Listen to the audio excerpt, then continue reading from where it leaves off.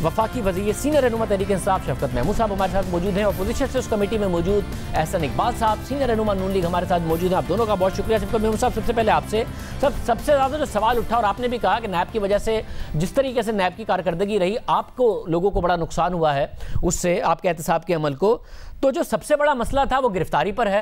नैब chairman का जिसको दिल चाहे गिरफ्तार करें, जिसको दिल ना चाहे गिरफ्तार ना करें, किसी को इंक्वायरी, किसी को इन्वेस्टिगेशन, किसी को रेफरेंस और किसी को ना चाहे तो ना करें। तो ये मामला तो आप लोग एड्रेस ही नहीं कर रहे अपने मुसविदे में कि उनके इस इख्तियार पर, इसके अलावा 90 दिन के रिमांड पर क्या मामला होगा? नहीं, देखें शाहजेब, देखें एक तो है कानून की बात कि कानून में सुकम क्या है, और वो कानून में सुकम जो है, जो हमारे ख्याल में सुकम थे, वो हमने पेश किए हैं कि वो दूर होने चाहिए।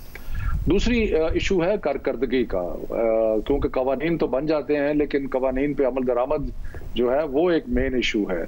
और उसमें पोजीशन ये है कि अगर आप अरेस्ट कर लेंगे और उससे पहले इन्वेस्टिगेशन, इंक्वायरी सही नहीं करेंगे, इंक्वायरी से इन्वेस्टिगेशन पे नहीं पहुंचेंगे और इन्वेस्टिगेशन से प्रोसिक्यूशन पे नहीं पहुंचेंगे, तो फिर वो अरेस्ट करने का जो सारा इख्तियार है आपका, जो कि इसलिए दिया गया था कि मुलजम जो है वो फरार ना हो सके, तो उसको वो भी मुतनाज़ा बन जाएगा। तो मेरा ख्याल है कि अगर परफॉर्मेंस बेहतर करनी है नैब की, तो उसमें एक तो कानून में जो हमने रद्द-बदल प्रपोज किया वो होना चाहिए, लेकिन उसके साथ साथ उनकी इंक्वायरीज की एबिलिटी, उनकी इन्वेस्टिगेशन की एबिलिटी, उनकी प्रोसिक्यूशन अब क्यों मुतनाज़ा होता है और क्यों इससे हमें नुकसान पहुंचा है, जो मैंने आपने जिस स्टेटमेंट का हवाला दिया, वो इसलिए कि अगर आप किसी को 1 साल गिरफ्तार रखें और चालान भी पेश ना करें, तो फिर लोग कहेंगे कि जी ये क्या गिरफ्तारी है कि आपने 1 साल से रखा हुआ है, चालान भी नहीं पेश किया।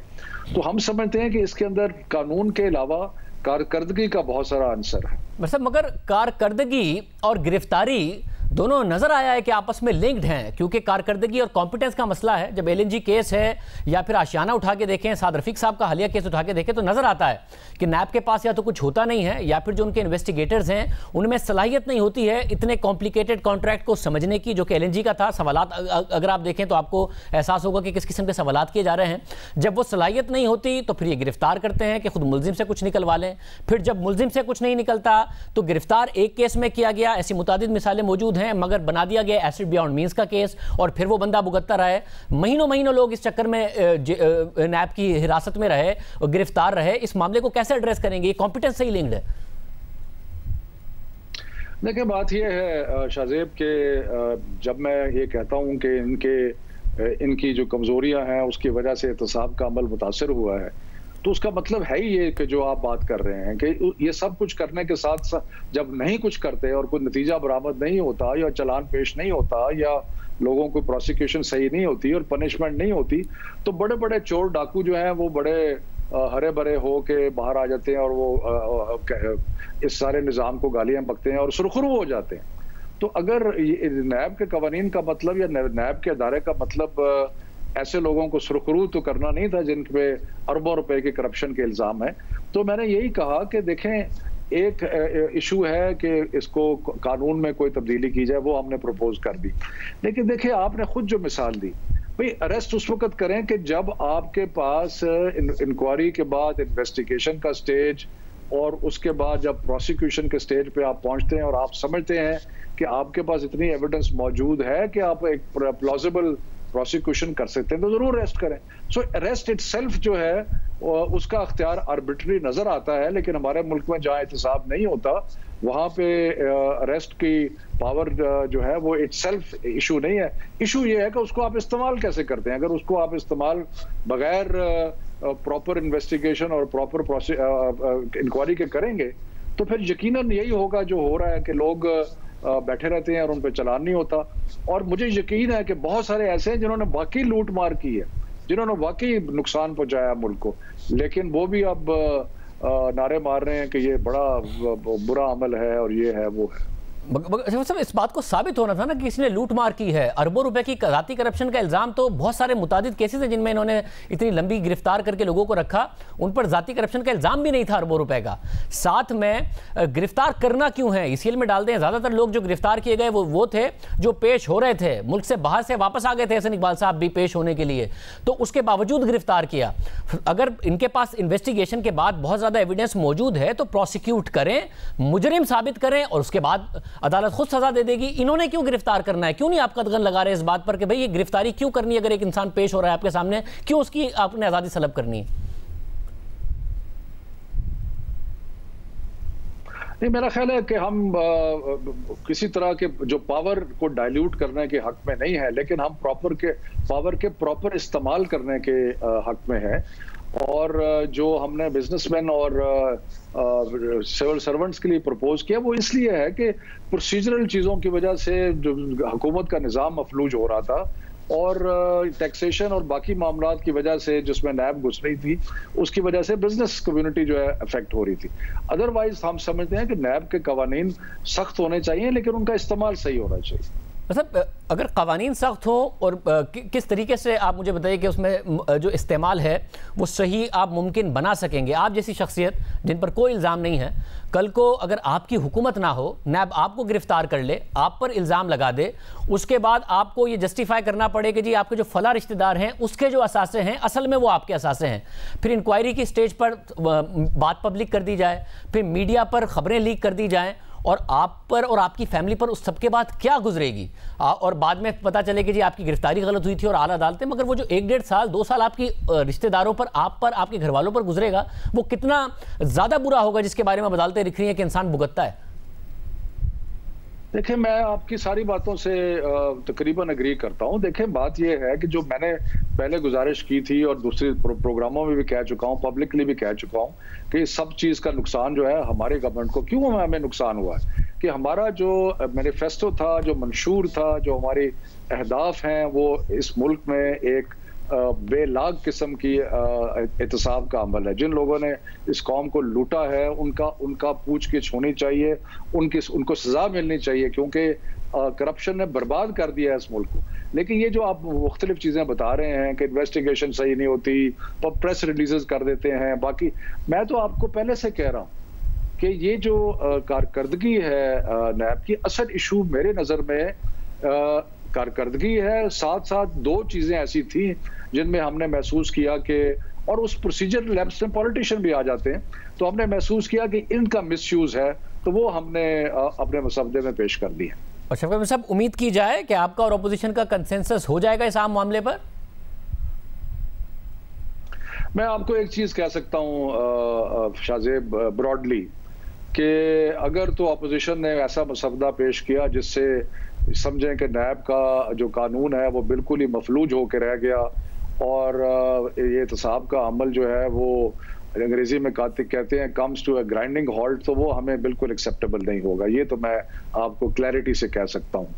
और लेकिन अभी हम लेट्स सी कि वो क्या मसवदा पेश करते हैं। हमने कल भी उनको जुमे वाले दिन भी कहा था, आज भी कहा है कि अपना मसवदा दें ताकि हमें पता तो चले कि आप चाहते क्या हैं।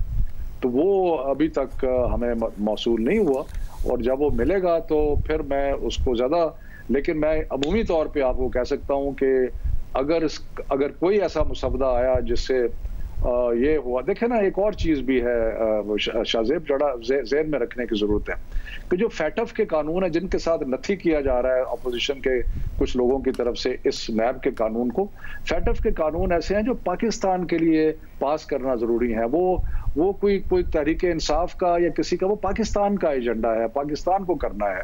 तो मुझे उम्मीद है कि अपोजिशन जो है वो इन 2 चीज़ों को आपस में नथी नहीं करेगी, और जो कौमी मुफाद में फैटफ के सिलसिले में कवानीन है उनको पास करेंगे, और ये नैब की जो इश्यूज हैं इन पे बातचीत हम करते रहेंगे। अच्छा, मुझे आखिर में ये भी बताइएगा कि जितना अरसा इस इदारे को हो गया है, नैब को, कोई एक चेयरमैन ऐसा नहीं गुजरा जिसके बारे में कहा जाता हो कि जी वो चेयरमैन बहुत अच्छे थे और उनके दौर में नैब की कारकर्दगी बहुत बेहतर थी और सियासी इंजीनियरिंग नहीं होती थी। और ये जो चेयरमैन नैब हैं, इनके बारे में तो, जो नैब के बारे में इनके होते हुए अदालतें क्या लिख रही हैं, इनसे तो इस वक्त मुख्तलिफ बार से इस्तीफ़े का मुतालबा कर रही हैं, मुख्तलिफ वकला जो है बार से ताल्लुक़ रखने वाले वो इस्तीफ़े का मुतालबा कर रहे हैं। आप इनकी मुद्दत मुलाजमत में तौसी की बात कर रहे हैं कि एक्सटेंडेबल हो जाएगा टेन्योर? वो बिल्कुल हमारा ड्राफ्ट नहीं था, वो उसमें कोई क्लरिकल मिस्टेक होगी कोई टाइप, ये हम बिल्कुल उसको अंदर कोई तब्दीली नहीं चाह रहे। जो हमारा नया है उसमें एक्सटेंडेबल का लफ्ज़ नहीं है। आप नहीं जा रहे, ये बड़ी अहम बात है। शफकत महमूद साहब की तफसीली गुफ्तगू आपने सुनी। एहसन इकबाल साहब हमारे साथ मौजूद हैं। एहसन इकबाल साहब बहुत शुक्रिया। एहसन इकबाल साहब, ये जो अहम बात की गई है शफकत महमूद साहब की तरफ से वो ये है कि आप FATF से किसी तरह से नत्थी करना चाह रहे हैं। आप लोग चाहते हैं कि एहतसाब का इदारा ही ख़त्म हो जाए। ये बात काबिल कबूल नहीं है। बाकी आपकी बातें सुनी जा सकती हैं और एक कंसेंसस पर पहुँचा जा सकता है। शाहज़ेब, पहली बात तो मैं ये कहना चाहूँगा कि अपोजिशन नैब के नाम पर कोई कंसेशन नहीं मांग रही। हमारा सिर्फ हुकूमत से एक मुतालबा है कि सुप्रीम कोर्ट पाकिस्तान की आला अदालतों ने जो ऑब्जर्वेशंस दी हैं, जो डायरेक्शंस दी हैं नैब के कानून को आइन और कानून से हम आहंग करने के लिए, हुकूमत उन पर अमल पैरा हो। हम अपनी पास से कोई कंसेशन नहीं मांगते, कोई रियायत नहीं मांगते। हम भी एहतसाब पर यकीन रखते हैं, लेकिन हम एक ऐसे एहतसाब पर यकीन नहीं रखते जिसे सुप्रीम कोर्ट ने कहा है कि वो लाइन के एक तरफ तो चलता है, लाइन के दूसरी तरफ उसकी आंखें बंद हो जाती हैं। हम ऐसे एहतसाब पर भी यकीन नहीं रखते जिसको वो चाहे उसको रेफरेंस तक भी खुला फिरने की इजाज़त दे, और जिसको वो चाहे इंक्वायरी भी ना हुई हो और पहली समात के ऊपर पकड़ ले। आज आप मीर शकील रहमान साहब को देख सकते हैं। मैं खुद उस किस्म के इंसाफ को भुगत चुका हूँ। चले, हम तो फिर भी सोसाइटी के कुछ उन लोगों में आते हैं जिनका शुमार ज़रा अपर लेवल पे होता है। इस वक्त आपको मैं दावत देता हूँ कैंप जेल लाहौर जाएं। नैब की कस्टडी में पिछले 2-3 साल से ऐसे ऐसे गरीब लोग बंद हैं कि जिनके रिश्तेदार उनकी मुलाकात के लिए भी 6-6 महीने नहीं आ सकते। 50-50 हज़ार, 40-40 हज़ार के छोटे छोटे केसेस हैं, उस पे उनको बेचारों को कई सालों से बंद किया हुआ है।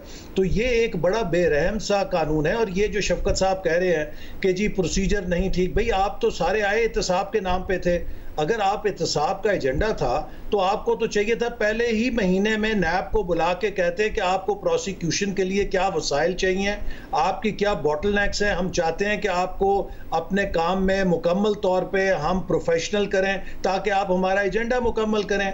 आज 2 साल बाद भी नैब की हालत ये है कि जो वो लोगों को गिरफ्तार करती है उनके कई कई महीने रेफरेंस नहीं पेश कर सकती। देखिए, मेरे केस में हर महीने एहतसाब अदालत में मैं पेश होता हूं और जज इनको ताकीद करते हैं। 4 महीने हो गए हैं मुझे जेल से निकले हुए, अभी तक नैब रेफरेंस नहीं जमा करा। तो ऐसा एक बात साहब, इस सूरत में आप लोगों का क्या प्रपोजल है? क्योंकि वो कह रहे हैं आपका तो ड्राफ्ट अभी आया ही नहीं है, हुकूमत का ड्राफ्ट तो जुमेरात से सामने है। आप किस बात? जी, हमारा ड्राफ्ट सुप्रीम कोर्ट के फैसले हैं।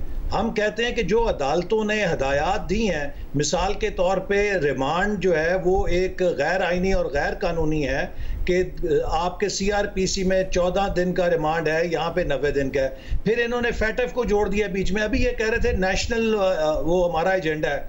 ये FATF के गार्ब में एक नैब का परदादा हम पर बिठाना चाह रहे थे, यानी कि अभी हम नैब में 90 दिन को रो रहे हैं कि बगैर आप बेल के रिमांड में उठा सकते हैं। FATF के अंदर इन्होंने ये प्रोविजन डाली थी कि 6 महीने के लिए बंदा गायब किया जा सकता है, कोई उसकी बेल नहीं होगी। अब जब हमने वजीर साहब से पूछा जो FATF को डील कर रहे हैं कि ये बताइए कि क्या FATF ने आपको ये शराइत भेजी हैं, तो वो चुप। क्या ये आपकी अपनी इख्तरा है? तो बोले कि जी हम जरा अपनी सीरियसनेस दिखाने के लिए सख्त सजाएं तजवीज़ कर रहे हैं। तो मैंने कहा भाई FATF ने आपको ये तो नहीं कहा कि इंसानी हकूक को पामाल करें, एक फैशिस्ट एजेंडा लाएं। और फिर जो नैब का इन्होंने कानून हमें पेश किया, ये गलत फरमा रहे थे कि हमने एक्सटेंशन तजवीज़ नहीं दी। जो इनका इब्तदाई मुसवदा था उसके अंदर ये नैब के चेयरमैन को, डिप्टी चेयरमैन को, प्रोसिक्यूटर जनरल को एक्सटेंशन तजवीज़ कर रहे थे। उस पर अपोजिशन ने और मीडिया ने और सिविल सोसाइटी ने शोर मचाया तो इन्होंने वापस ले ली। लेकिन इनकी जो नैब की तरमीम की शक्ल है वो PTI का NRO है। इनके जो अपने लोग अब पकड़े जाने वाले हैं, मालम जब्बा रेफरेंस को सामने रख के इन्होंने जो ऑर्डिनेंस बनाया था उसी को ये नैब अमेंडमेंट बिल बनाना चाहते हैं। जबकि सुप्रीम कोर्ट कह चुकी है कि चेयरमैन नैब के जो गिरफ्तारी के इख्तियारात हैं उनको ठीक करने की ज़रूरत है, रिमांड 14 दिन के होने की ज़रूरत है। और इसी तरह जो हमारा मौजूदा आइन और कानून है उससे आप नैब के कानून को हम तो कैसे आप ये कह रहे हैं कि एक तो गिरफ्तारी का इख्तियार लें चेयरमैन नैब से, इसको 14 दिन का रिमांड कर दें, और जो दूसरी चीज़ें हुकूमत के इसमें हैं कि जी टैक्स के मामला टैक्स अथॉरिटीज़ देखेंगी, एसेट बियॉन्ड मींस का अगर आपने केस बनाना होगा तो पहले FBR बताएगा कि जो एसेट हैं उसकी वैल्यू क्या है, बजाय इसके कि नैब खुद ये मुकदमा बनाना शुरू कर दे। ये इन चीज़ों पर कंसेंसस हो सकता है? और इसी तरह सुप्रीम कोर्ट ने यह भी कहा है कि जो एहतसाब अदालत है उसके पास जमानत का इख्तियार होना चाहिए, चूंकि इस वक्त तमाम लोड जो नैब केसेस का वो हाई कोर्ट्स की तरफ ट्रांसफर हो जाता है कि वहां पर वो जाते हैं। तो जो चीजें सुप्रीम कोर्ट और इसी तरह इस्लामिक शरीयत कोर्ट, इस्लामी नजरियाती काउंसिल नैब कानून के हवाले से गैर इस्लामी करार दे चुकी है, गैर कानूनी करार दे चुकी है और उस तरफ हुकूमत की तवज्जो दिला चुकी है। मतलब मगर आप ये कहते रहेंगे जो सुप्रीम कोर्ट ने कह दिया वही होगा, आपको मुसविदा तो देना पड़ेगा हुकूमत को कि जी ये हमारे पॉइंट्स हैं, ये कर दें। वो सारी जो डायरेक्शंस हैं वो हुकूमत को दी गई हैं, लिहाजा ये हुकूमत का फर्ज है कि सुप्रीम कोर्ट की कंप्लायंस करे। हम अगर कोई मुसवदा देंगे, ये कहेंगे जी देखो इन्होंने ये रियायत मांग ली, इन्होंने वो रियायत मांग ली, यानी कि हम कहते हैं कि जो इस मुल्क की आला अदालतों ने आपको हिदायत दी हैं उनके मुताबिक आप नैब के लॉ को ठीक करें और इसको पीटीआई के लिए एक एनआरओ ना बनाएं कि आपके जो लोग अब पकड़े जाने वाले हैं कि उनकी जान छूट जाए। तो ऐसा इकबाल साहब, यानी कि आप लोगों की जो भी मीटिंग हो रही है, 2 मीटिंग्स हुई हैं और भी होनी है, वो भी इसी पॉइंट पर हो रही हैं, आप अदालत के फैसले लेके जाते हैं कि जी इन फैसलों पर अमल दरामद करें, आपका अपना कोई मुसविदा नहीं है? हमारा तो यही मौकफ है कि जो आपको सुप्रीम कोर्ट ने हदायत दी हैं, पाकिस्तान की अदलिया ने नैब के हवाले से हदायत दी हैं, आप उनकी रोशनी में नैब के कानून को ढाल के हमारे सामने दें, हम आपके साथ बैठ जाएंगे। और हुकूमत आगे से क्या कह रही है? और हुकूमत आगे से क्या कह रही है? हुकूमत का आगे क्या कहना है?